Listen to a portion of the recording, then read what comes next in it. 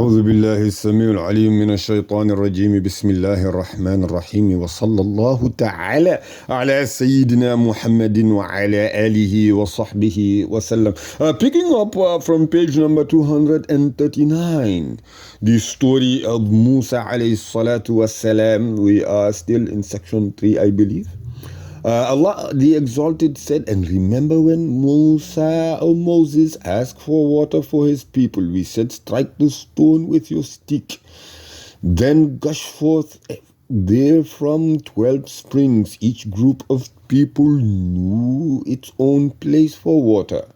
Eat and drink of that which Allah has provided, and do not act corruptly, making mischief on the earth. And remember, when you said, O Moses, we cannot endure one kind of food, so invoke your Lord for us to bring forth for us of that in which earth grows its herbs, its cucumbers, its wheat, or garlic, its lentils and its onions. He said, would you exchange that which is better for you for that in which is lower? Go you down to any town, and you shall find what you want. Allah Jalla Jalaluhu has also directed Musa alayhi salatu wasalam to lead them to the promised land, meaning Palestine, which had been promised to Abraham as a land in which the pious and Allah-fearing of his offspring would live and uphold Allah's law. The children of Israel were an ungrateful people in spite of all of Allah Jalla Jalaluhu's favors. They could not stay away from evil and continued to reject Allah Jalla Jalaluhu's laws. When Musa alayhi salatu wasalam ordered them to conquer the town of the Canaanites and Hittites, the enemies who had hounded them, the children of Israel were cowardly and made excuses, saying, O Moses, a great people dwell therein.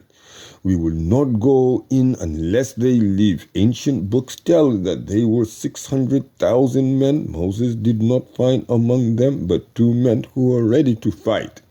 These 2 said to the people, once we enter through the door, Allah Jalla Jalaluhu will give us victory. However, all the children of Israel were an incarnation of cowardice, inquiverant from within. Moses knew that his people were fit for nothing. Pharaoh was dead, but his effect upon their souls still remained. Their recovery needed a long period of time. Moses returned to his Lord, telling him that he was responsible only for the actions of himself and his brother Aaron. He prayed to his Lord to judge between his people and himself. Allah Jalla Jalaluhu issued his judgment against this generation whose nature was corrupted by the Egyptians. They must wander restlessly in the wilderness until this generation had died or become senile, and had created another generation, a generation which had not been defeated from within and which could fight and score victories. Allah Jalla Jalaluhu revealed, and remember when Musa said to his people, O my people, remember the favor of Allah Jalla Jalaluhu upon you when He made prophets among you, made you kings, and gave you what He had not given to any other among the Alameen, meaning mankind or spirits in the past. O my people, enter the holy land of Palestine, which Allah Jalla Jalaluhu has assigned to you, and turn not back in flight, for then you will be returned as losers.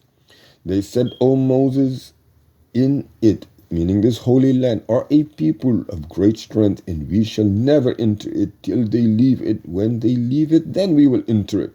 2 men of those who feared Allah Jalla Jalaluhu, in whom Allah Jalla Jalaluhu had His grace, said, and I quote, assault them through the gate, for when you are in, victory will be yours.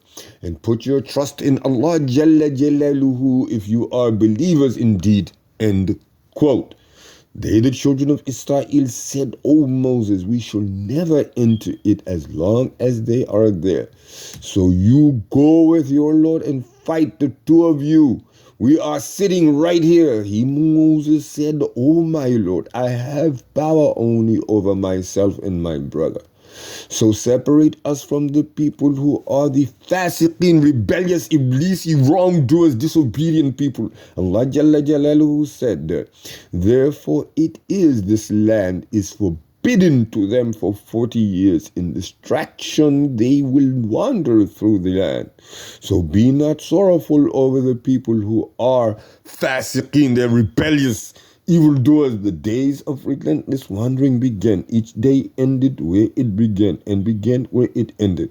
They started walking to no destination, day and night, morning and evening. They entered Sinai valley. Moses came to the same place where he had spoken to Allah Jalla Jalaluhu for the first time. He appealed to Allah Jalla Jalaluhu for guidance in judging over his people. Allah Jalla Jalaluhu instructed him to purify himself by fasting for 30 days, after which he was to go to Mount Sinai, where he would be given the law by which he would govern his people. The ancients said that after Moses fasted 30 days, he hated to speak.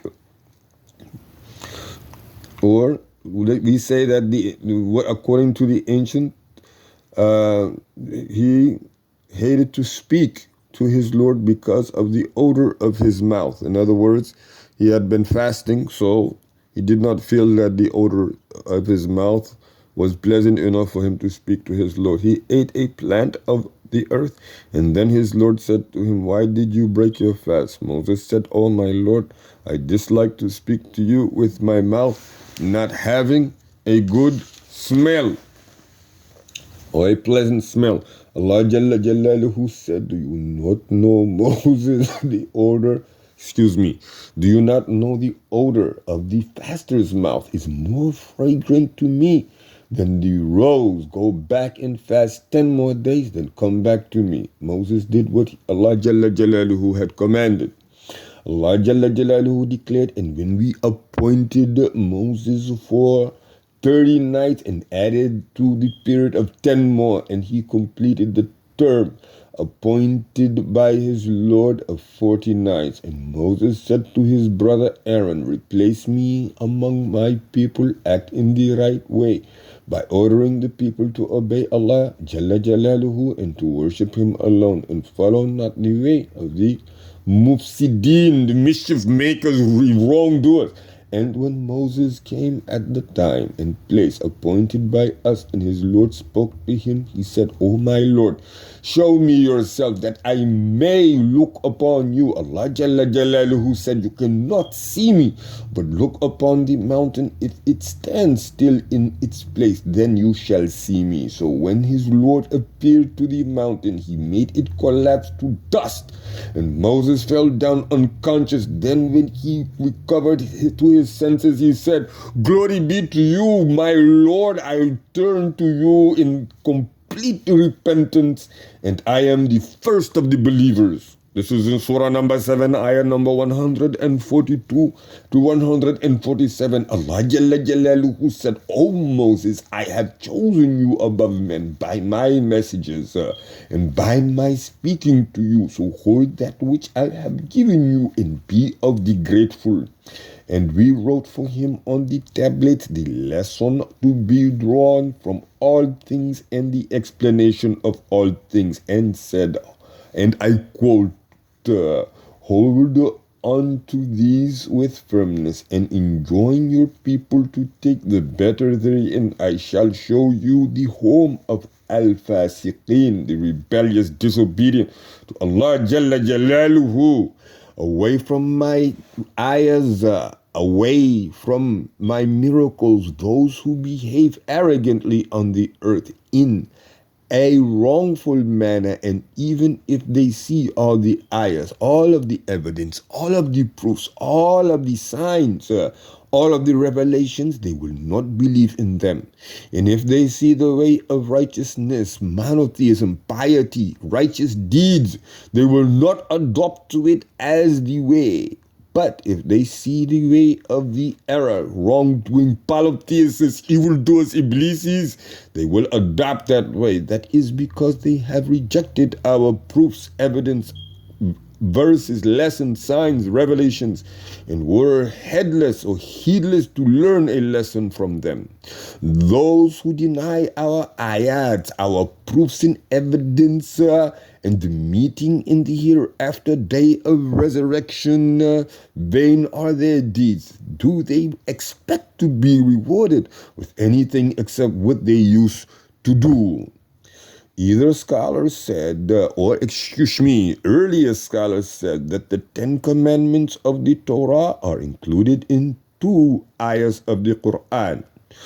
Number 1 say, "Come, I will recite what your Lord has prohibited you from. Join not anything in worship with him. Be good and dutiful to your parents.